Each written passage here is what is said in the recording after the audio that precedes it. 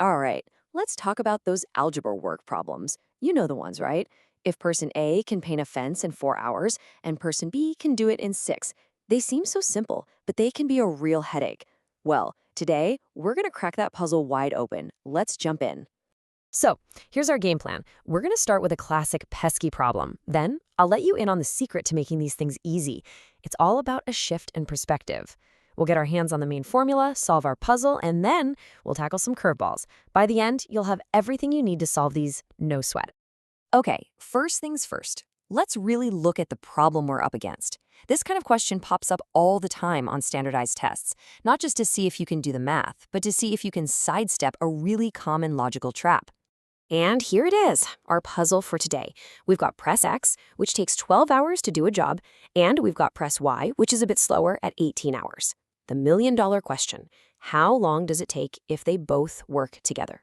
Go ahead, take a second to think about what your first instinct would be. Now, if you're like most people, your brain might jump to just averaging the two times. 12 plus 18 is 30, divided by 2, and you get 15. But wait a minute, that doesn't make any sense, does it?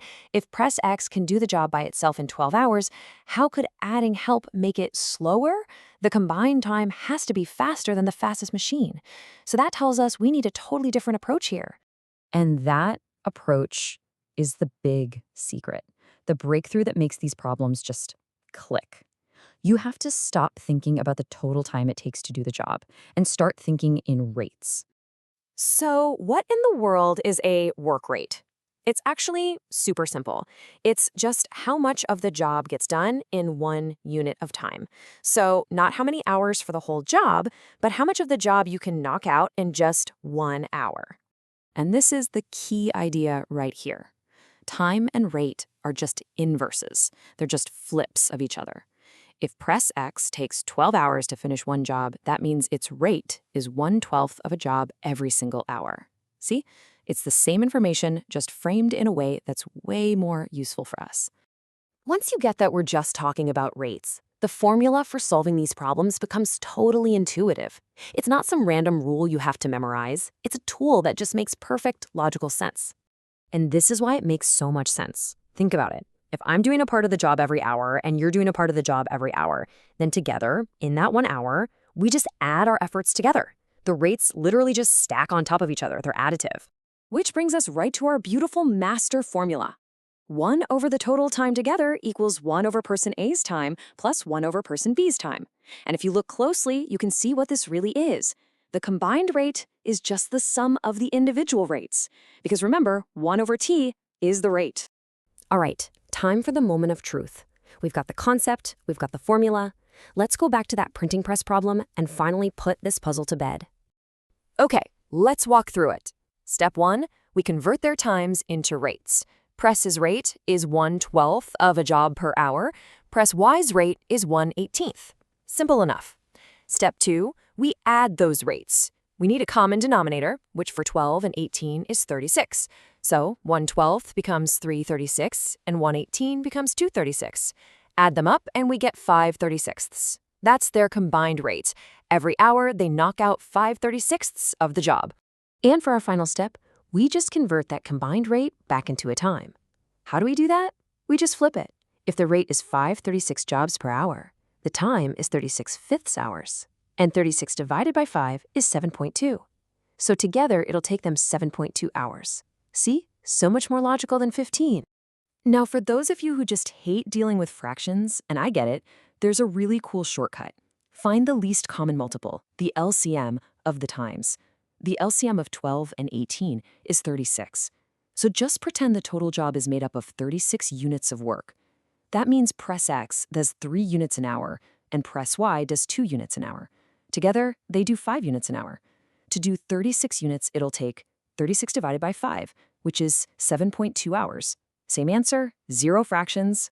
Okay, so we've completely mastered the classic work problem, but the real beauty of thinking in rates is just how flexible it is. It lets you handle all kinds of weird variations they can throw at you. Let's look at a couple. For example, what if you have things working against each other? The classic, a pipe is filling a pool while another is draining it problem. Well, the logic is exactly the same. You just subtract the rate of whatever is working against you. So instead of adding the rates, it becomes rate 1 times rate 2. It's that easy. Here's another common twist. What if you know the combined time and one person's time, but you need to figure out the other person's time? So here, we know that together time is 4.95 hours, and we know Daniel's time is 9 hours. The puzzle is to find Paul's time working alone. And we use the exact same formula, just with a little algebraic shuffle. We take the combined rate and we subtract Daniel's individual rate. What's left over has to be Paul's rate. Once you do the math to find Paul's rate, you just flip it to get his time, and it comes out to 11 hours. See? The formula works forwards and backwards. Okay, time to level up with a GMAT-style data sufficiency question. Now, the goal here is a little different. It's not to find the final number, but to figure out if you even have enough information to find it. We know their combined time is 2 hours. The question is, can we find Raphael's time alone?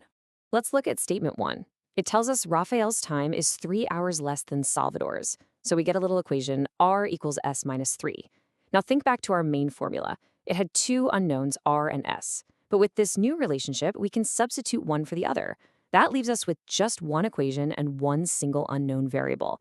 And if you have one equation with one unknown, bingo, it's solvable. So statement 1 is definitely sufficient. Now let's check statement 2. This gives us a different relationship. Raphael's time is half of Salvador's, so R equals S over 2. But look what happens. It does the exact same thing as the first statement. It gives us a way to rewrite our main formula so that there's only one unknown variable left. Which means this statement is also sufficient all by itself. So the answer here is D. Each statement alone is sufficient. Okay, we have covered a ton of ground.